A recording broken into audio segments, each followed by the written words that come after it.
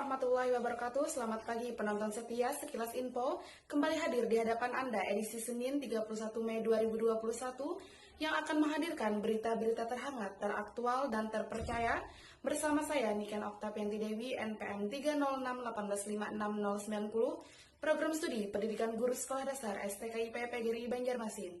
Mari kita simak berita pertama.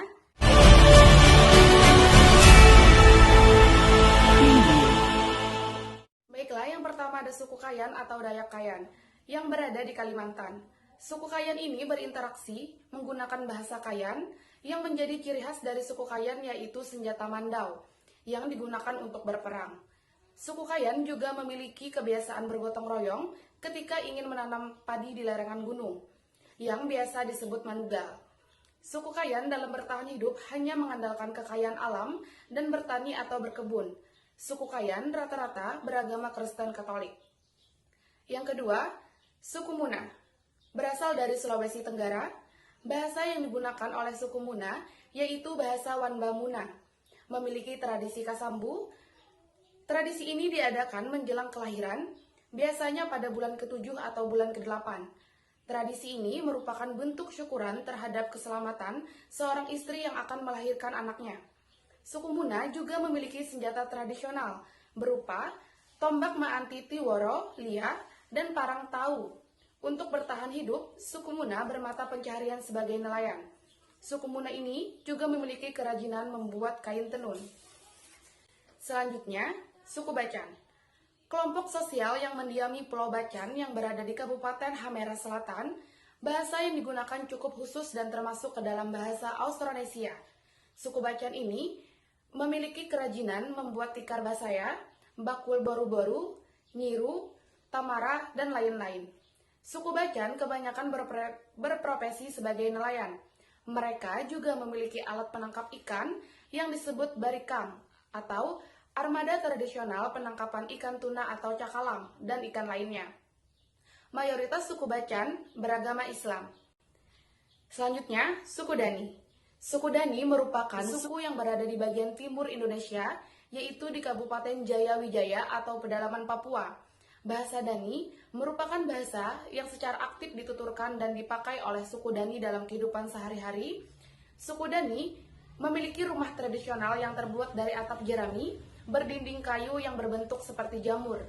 Suku Dani ini awalnya tidak mengenal keluarga atau hidup berkelompok dalam satu atap rumah. Suku Dani memiliki senjata tradisional seperti panah sage, moliage, dan faluk. Suku Dani juga memiliki kerajinan tangan membuat anyaman kantong jaring, penutup kepala, dan pengikat kapak. Suku Dani bertahan hidup berkebun di lereng gunung. Suku Dani tidak memiliki agama, hanya menghormati roh nenek moyang dan ada kegiatan ritual yang disebut pesta babi. Terakhir, adat Jagai. Salah satu adat yang termasuk ke dalam pekojekan atau acara pernikahan dan sunat Rasul dalam adat suku Alas. Maksud dari kata jagai adalah menjagai mempelai wanita atau si bujang sebelum 2 hari akad nikahnya diberlangsungkan. Dalam 2 hari sebelum akad nikah berlangsung, calon mempelai wanita atau si bujang dan mempelai laki-laki si balagak akan duduk bersimpuh di depan pintu rumah, di mana pada saat itu para tamu, tetangga, saudara akan berdatangan dengan sembari menaburkan beras di kepala kedua calon mempelai wanita dengan maksud memberikan restu akan pernikahan mereka lusa. Di sini saya akan paparkan suku Madura di daerah tempat tinggal saya, yaitu yang berada di Kampung Melayu, Banjarmasin. Saya sendiri adalah keturunan dari suku Madura. Di sini saya akan memaparkan tentang suku Madura. Yang pertama ada sistem religi. Mayoritas suku Madura di tempat tinggal saya beragama Islam. Sistem bahasa di sini masih lekat untuk berkomunikasi menggunakan bahasa Madura apabila dengan sesama orang suku Madura. Apabila berbicara dengan yang beda suku, biasanya menggunakan bahasa Banjar atau bahasa Indonesia.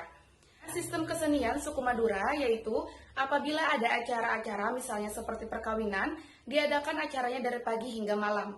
Sistem ekonomi dari suku Madura mayoritasnya berdagang. Sistem pengetahuan banyak bisa kita dapatkan di daerah tempat tinggal saya. Suku Madura yaitu identik dengan warna garis-garis merah dan putih yang terkenal dengan sebutan sakera. Pada masakan juga suku Madura terkenal dengan sate Maduranya dan soto Madura. Informasi tadi sekaligus menutup perjumpaan kita dalam program Sekilas Info kali ini. Saya Niken Oktavianti Dewi mengucapkan terima kasih, selamat beraktivitas dan sampai jumpa.